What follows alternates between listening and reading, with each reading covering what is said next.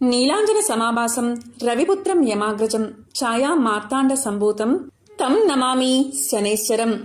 రేపే శని త్రయోదశి. శనివారం త్రయోదశి తిథితో కలిసి వస్తే శని త్రయోదశి అంటారు. ఇది శివకేశవులకు ఎంతో ప్రీతికరమైన రోజు.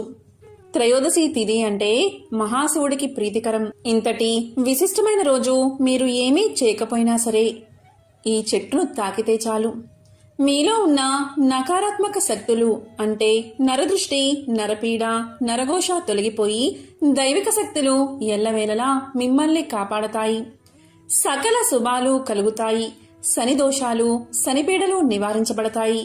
మరి ఎంతో విశేషమైన శని త్రయోదశి రోజు ఏ చెట్టును తాకితే సకల శుభాలు కలుగుతాయో ఇప్పుడు ఈ వీడియోలో తెలుసుకుందాం. రోజున శనికి ప్రత్యేకమైన పూజలు చేస్తే శని దోషాలైన ఏలినాటి శని, అష్టమ శని తదితర దోషాల నుండి విముక్తి లభిస్తుందని పురాణాలు చెబుతున్నాయి. శనివారం నాడు శ్రీ మహాలక్ష్మి, నారాయణుడు అశ్వత్థ వృక్షంపై ఉంటారని పురాణాలు చెబుతున్నాయి. అందుకే శని త్రయోదశి రోజున అశ్వత్థ వృక్ష సందర్శన, ప్రదక్షిణ చెయ్యాలి. మరి ఎంతో విశేషమైన ఈ శని త్రయోదశి రోజు ఉదయం సాయంత్రం స్నానం చేసే నీటిలో ఏం వేసుకుని స్నానం చేయాలో ఇప్పుడు ఈ వీడియోలో తెలుసుకుందాం. శని త్రయోదశి రోజున శనిదేవుడి చిత్రపటం ముందు రాగి పాత్రను పెట్టి అందులో నువ్వుల నూనెను పోసి నాణాన్ని పెట్టి పూజించడం వల్ల జీవితంలో కష్టాలు తీరిపోతాయి. ముఖ్యంగా ఆర్థిక సమస్యలతో బాధపడుతున్న వారికి ఉపశమనం లభిస్తుంది. శని త్రయోదశి రోజున తప్పకుండా మీ దగ్గరలో ఉన్న శని దేవాలయానికి వెళ్లి శనిదేవుడికి నువ్వుల నూనెతో అభిషేకం చేస్తే చాలు. శని యొక్క చెడు ప్రభావం తొలగిపోయి కోరుకున్న కోరికలు నెరవేరతాయి. శని త్రయోదశి రోజున శని పూజ ముగిసిన తర్వాత మీ దగ్గరలో ఉన్న ఉసిరి చెట్టు ముందు దీపాన్ని వెలిగించి ప్రదక్షిణలు చేయడం వల్ల రాహు, కేతు చెడు ప్రభావం నుండి ఉపశమనం లభిస్తుంది. ఇలా చేయడం వల్ల మీరు తెలియక చేసిన పాపాలు తొలగిపోతాయి. శనిదేవుడికి ఇష్టమైన వస్తువులను శని త్రయోదశి రోజున నిరుపేదలకు దానం చేయడం వల్ల సకల శుభాలు కలుగుతాయి. శని యొక్క సాడేసతి నుంచి విముక్తి లభిస్తుంది. శనిదేవుడికి ఇష్టమైన తీపి నైవేద్యాలను ఆయనకి పెట్టడం వల్ల శనిదేవుడి అనుగ్రహం లభిస్తుంది. శని త్రయోదశి రోజు సూర్యోదయానికి ముందే నిద్రలేచి స్నానం చేసే నీటిలో చిటికెడు నల్ల నువ్వులు వేసుకుని స్నానం చేస్తే చాలు. సకల దోషాలు తొలగిపోతాయి.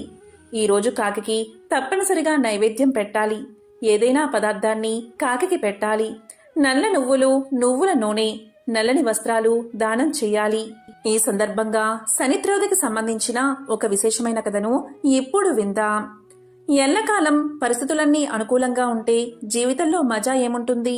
మధ్య మధ్యలో కష్టాలు వస్తుంటేనే జీవితపు విలువ తెలుస్తుంది. ఎప్పుడూ సత్కారాలే ఉంటే మదానికి హద్దేముంటుంది? అప్పుడప్పుడు అవమానం ఎదురుపడితే అహంకారం దిగిపోతుంది. అలా మనిషికి అప్పుడప్పుడు మొట్టి కాయలు వేస్తూ అతని నడవడిని సరిదిద్దే దైవమే శనీశ్వరుడు. జీవులు ప్రాణాలతో ఉన్నప్పుడు వారి పాపాలకు తగిన ప్రాయశ్చిత్తాన్ని కలిగించేవాడే శనిదేవుడు. సూర్య భగవానుడికి ఆయన సతైన ఛాయాదేవికి కలిగిన సంతానమే శనిదేవుడు. అందుకే ఆయన్ని సూర్యపుత్రుడు అని, ఛాయాస్తుడు అని పిలుస్తారు. ఈ శనిగ్రహం ఒక్కో రాశిలోనూ దాదాపు 2.5 సంవత్సరాల పాటు సంచరిస్తూ 12 రాశుల్ని చుట్టుముట్టడానికి దాదాపు 30 సంవత్సరాలు పడుతుంది. ఇంత నిదానంగా సంచరిస్తాడు కాబట్టే ఈయనకి మందగమనుడు అన్న పేరు కూడా ఉంది.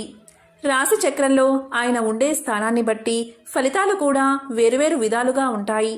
అందుకే జాతకరి శని ప్రభావం అధికంగా ఉన్నప్పుడు వీలైనంత తక్కువ శ్రమతో ఆ ప్రభావాన్ని కలిగించమంటూ భక్తులు శనీశ్వరుని వేడుకుంటారు. అందుకోసం శనీశ్వరుడు కొలువై ఉన్న మందపల్లి, సింగనాపూర్ వంటి క్షేత్రాలను కానీ, నవగ్రహాలు ఉండే గుళ్ళు కానీ దర్శిస్తారు. ఇక త్రయోదశి తిథినాడు వచ్చే శనివారం నాడు ఆయన్ని కొలుచుకుంటే మరింత త్వరగా కరుణిస్తాడు అన్న నమ్మకం కూడా ఉంది.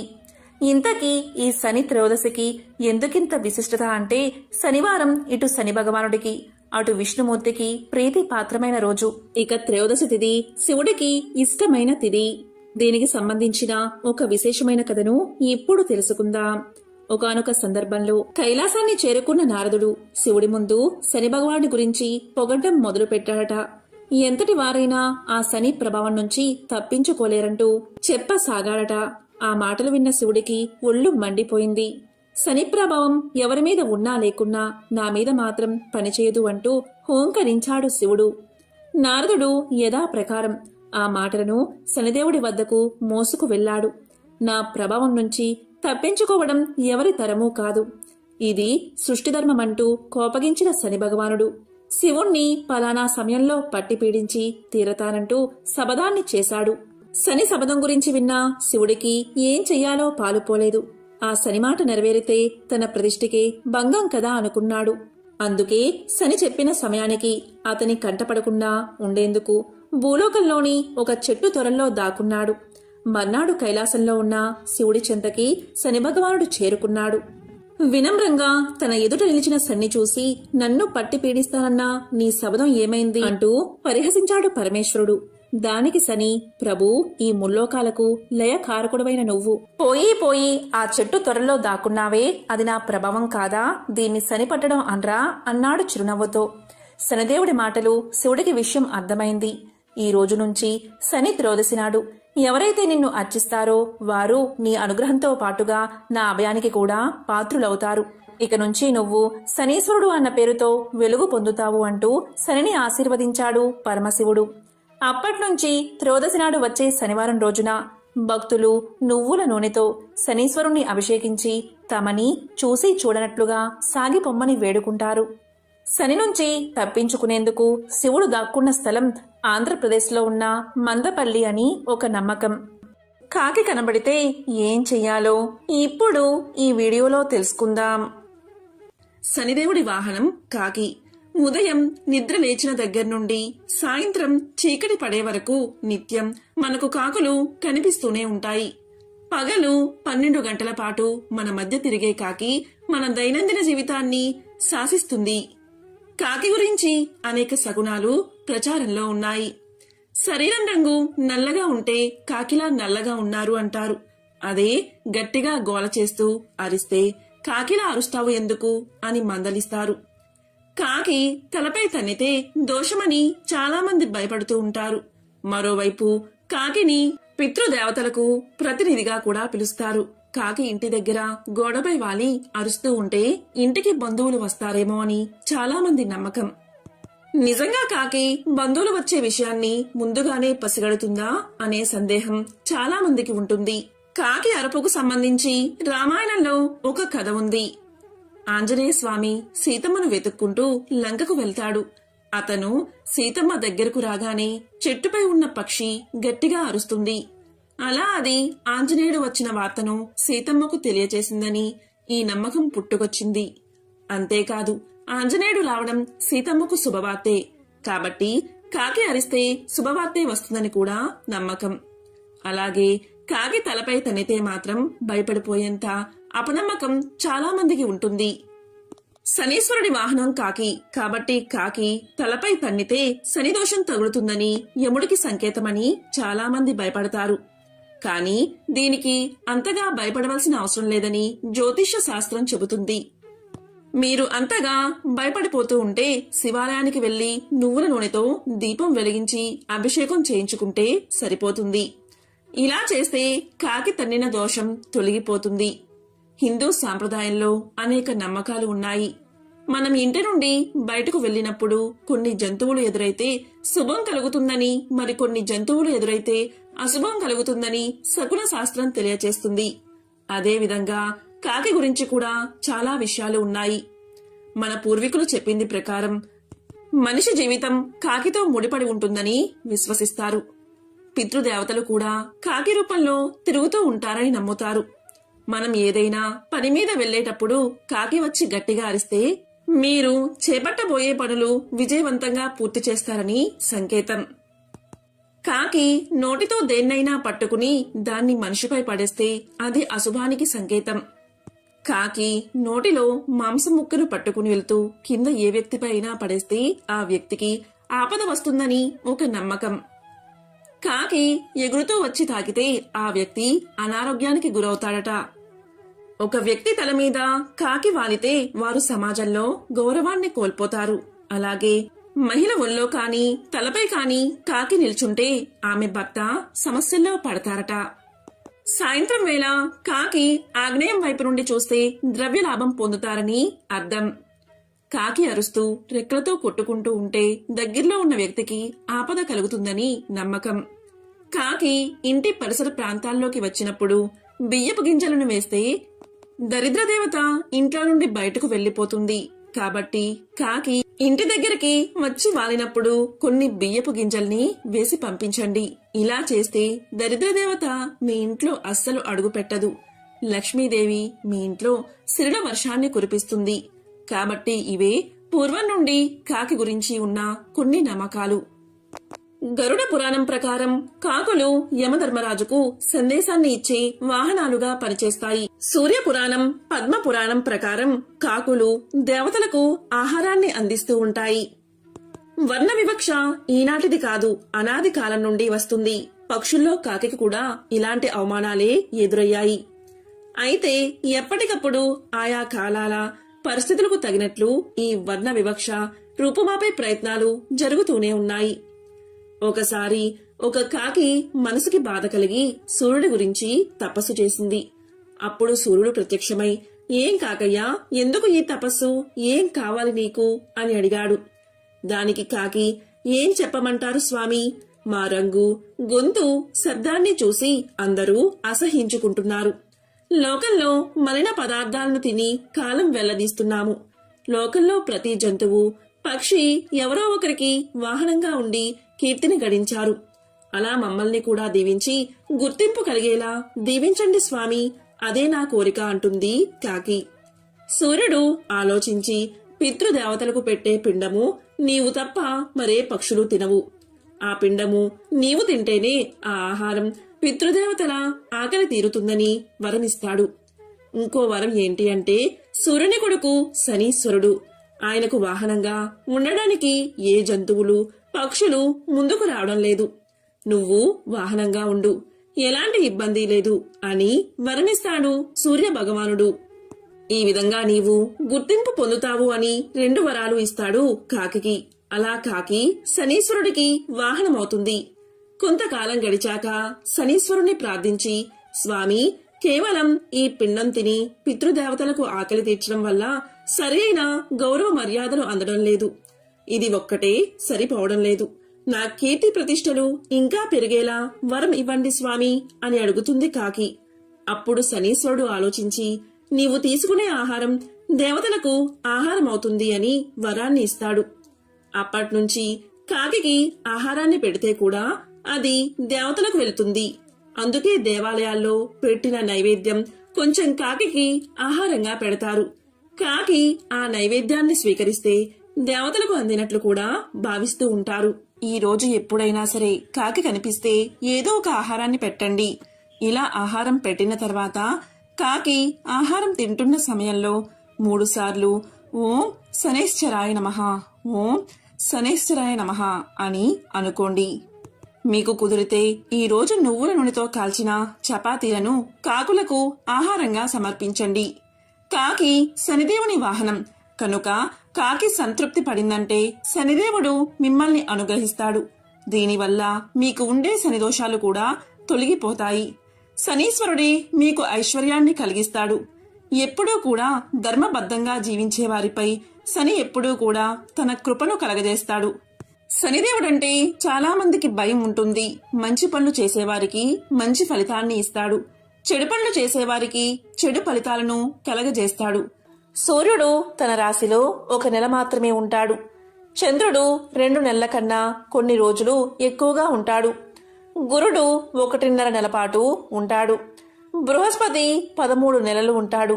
మరియు బుధుడు, శుక్రుడు ఒక్కొక్క నెల మాత్రమే తమ రాశుల్లో ఉంటారు. కానీ నేనొక్కడినే అందరికన్నా ఎక్కువ కాలం, గరిష్టంగా 2.5 సంవత్సరాల నుండి 7.5 సంవత్సరాల వరకు రాశిలో ఉంటాను. ఏనాటి శని ప్రభావం రాజులను, దేవతలను కూడా వదిలిపెట్టదు. ఆఖరికి శ్రీరాముడు కూడా ఏనాటి శని కారణంగా వనవాసానికి వెళ్లవలసి వచ్చింది. అది కూడా నా 7.5 సంవత్సరాల ఏలినాటి శని ప్రభావమే. మరోపక్క ఏలినాటి శని ప్రభావం వల్లే వానరుల సైన్యం సహాయంతో వచ్చిన రాముడి చేతిలో ఓడిపోయి రావణుడు కూడా సంహరించబడ్డాడు. ఇలాంటి అనేక విషయాలు నీకు తెలిసి కూడా నన్ను చులకనగా చేసి చూశావు. ఈ ప్రభావం అనుభవించిన వారికే తెలుస్తుంది అని శనిదేవుడు రాజుకు వివరించి అక్కడ్నుంచి నిష్క్రమించాడు.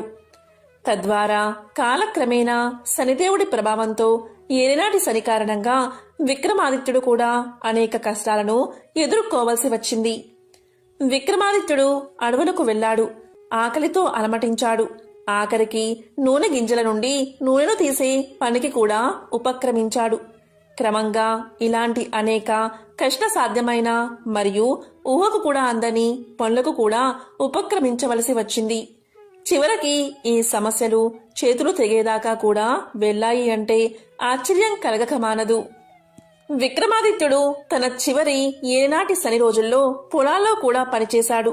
క్రమంగా ఏలినాటి శని చివరి రోజున పనిలో భాగంగా గట్టిగా పాడుతూ ఉండగా ఆ గొంతు ఒక రాజు కూతురు చెవిన పడి విక్రమాదిత్యుణ్ణి పెళ్లి చేసుకోవడానికి ఇష్టపడి సిద్ధపడింది. ఆమె అతని కష్టాలను చూసి చలించింది. కాని అతను కూడా రాజు అన్న విషయం ఆమెకు తెలీదు. వీరి పెళ్లి ద్వారా నెమ్మదిగా విక్రమాదిత్యునికి తన రాజభోగాలను కీర్తి ప్రతిష్టలను తిరిగి తెచ్చిపెట్టాయి.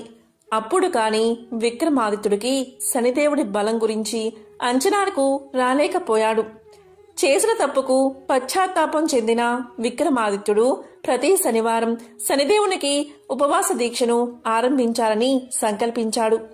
దీనివల్ల విక్రమాదిత్యుడు తన తప్పు సరిదిద్దుకోవడానికి ప్రతిరోజు విగ్రహారాధన చేసేవాడు కూడా. విక్రమాదిత్యుడు తన ఉపవాస దీక్షా కాలాన్ని పూర్తి చేసుకున్న తర్వాత తన రాజభోగ వైభోగాలను తిరిగి పొంది సుఖ సంతోషాలతో రాజ్యపాలన చేశాడు. అప్పట్నుండి శనిదేవుణ్ణి తన ప్రధాన ఆరాధ్య దైవంగా భావించాడు విక్రమాదిత్య మహారాజు. హనుమంతుడు రామసేతు నిర్మాణంలో నిమగ్నమై ఉండగా శని భగవానుడు హనుమంతుణ్ణి బంధించేందుకు అక్కడికి వచ్చాడు. 2.5 గంటల సేపు హనుమను పట్టేందుకు వచ్చిన శనీశ్వరుడికి ఆంజనేయుడు చుక్కలు చూపించాడు. శని భగవానుడు హనుమంతుడి దగ్గరికి వచ్చి ఇలా అన్నాడు: హనుమా, నేను నిన్ను 2.5 గంటల పాటు పట్టుకోవాలి అనుకుంటున్నాను. నీ శరీరంలో ఏదైనా ఒక ప్రాంతాన్ని నాకివ్వు అని అడుగుతాడు. అప్పుడు హనుమంతుడు ఇలా అనుకుంటాడు: నేను రామసేతు నిర్మాణంలో నిమగ్నమై ఉన్నాను. నువ్వు ఈ సమయంలో వచ్చి నన్ను పట్టుకుంటాను అంటావేమిటి? నువ్వు నా పనికి చాలా అంతరాయం కలిగిస్తున్నావు. అయినా నేను నీకు నా తలభాగం ఇస్తున్నాను. అక్కడ ఎక్కి నువ్వు కూర్చోవచ్చు అంటాడు హనుమంతుడు. హనుమంతుడు అలా పలకగానే శని భగవానుడు చటుక్కున తలపైకి ఎక్కి కూర్చున్నాడు. ఇటు హనుమంతుడు రామసేతు నిర్మాణంలో నిమగ్నమైపోయాడు. రాళ్లను కొండలను తన తలపై మోయసాగాడు. ఆ బరువులను తట్టుకోలేక తలపై కూర్చున్న శని భగవానుడు గగ్గోలు పెట్టడం మొదలుపెట్టాడు. అప్పుడు హనుమంతుడు ఇలా అన్నాడు: నువ్వు నా తలపై 2.5 గంటల పాటు కూర్చుంటాను అన్నావు కాబట్టి మాట తప్పకూడదు. తప్పనిసరిగా 2.5 గంటల సేపు ఉండాల్సిందే అని షరతును విధిస్తాడు హనుమంతుడు. ఆ 2.5 గంటల తర్వాతే హనుమంతుడు శనీశ్వరుణ్ణి తల నుంచి కిందకి దించుతాడు. అప్పుడు శని ఇలా పలుకుతాడు: ఆంజనేయ, నీ భక్తులను అలాగే రామభక్తులను నేనేమీ చెయ్యను. వారికి ఎలాంటి బాధ కలిగించను అని ప్రమాణం చేస్తాడు. మొక్కల దగ్గరకు వెళ్లి గాలి పీల్చుకుంటే ఆరోగ్యం మెరుగుపడుతుందని ఆయుర్వేద గ్రంథాలు చెబుతున్నాయి. కనుక మొక్కలు ఎంతో విశేషమైనవి. ప్రతి మొక్క గొప్పదే. దాని ప్రత్యేకత దానికే ఉంటుంది. ఈ భూమి మీద పనికిరాని మొక్క అనేదే లేదు. మనం పిచ్చి మొక్కలుగా చూసే మొక్కల్లోనూ ఆయుర్వేదంలో ఎన్నో రకాల మందులు చేస్తారు. ఒక్కొక్క రకమైన మొక్కకు ఒక్కొక్క రకమైన విశిష్టత ఉంటుంది. అందుకే చెట్ల గొప్పతనాన్ని గుర్తించిన మన ఋషులు చెట్లను మన సంస్కృతిలో ఒక భాగంగా చేశారు. చెట్లను పూజించమని చెప్పారు. చెట్లు ప్రకృతిలో ఒక భాగం. ఈ చెట్టును తాకితే చాలు తరతరాలకు తరగని ఐశ్వర్యం వస్తుందని మన శాస్త్రాలు తెలియచేస్తున్నాయి. ఎంతో విశేషమైన ఈ శని త్రయోదశి రోజు ఏ చెట్టును తాకితే సకల శుభాలు కలుగుతాయో, సర్వదేవతల అనుగ్రహం లభిస్తుందో ఇప్పుడు తెలుసుకుందాం. దేవతా వృక్షాలను తాకడం వల్ల మనలో ఉన్న నెగిటివ్ ఎనర్జీ తొలగిపోతుంది. దైవిక శక్తులు ఎల్లవేళలా మనల్ని కాపాడతాయి. ఎంతో విశేషమైన ఈ శని త్రయోదశి రోజు రావి చెట్టును తాకితే చాలు సకల దేవతల అనుగ్రహం మనకి లభిస్తుంది. రావి చెట్టు సాక్షాత్తు లక్ష్మీనారాయణల స్వరూపం. రావి చెట్టు దగ్గరే శనిదేవుడు, హనుమంతుడు ఉంటారు. శని త్రయోదశి రోజున మీకు దగ్గరలో ఉన్న రావి చెట్టు వద్దకు వెళ్ళండి. ఈరోజు ఏ సమయంలో అయినా సరే ఆ చెట్టు దగ్గరకు వెళ్లి చెంబుడు నీటిని చెట్టు మొదట్లో పోసి ఒక నెయ్యి దీపాన్ని వెలిగించండి. 3 ప్రదక్షిణలు చేయండి. రావి చెట్టును శనివారం ముట్టుకున్నా ఎటువంటి దోషమూ తగలదు. శనివారం తప్ప మిగతా రోజుల్లో రావి చెట్టును తాకరాదు. ఈరోజు ఈ విధంగా ప్రదక్షిణలు చేస్తున్న సమయంలో ఓం నమో నారాయణాయ లేదా ఓం నమో భగవతే వాసుదేవాయ అనే మంత్రాన్ని జపిస్తూ ప్రదక్షిణ చెయ్యండి. ఇలా చేయడం వల్ల రాహు, కేతు అలాగే శని దోషాలు నివృత్తి అవుతాయి.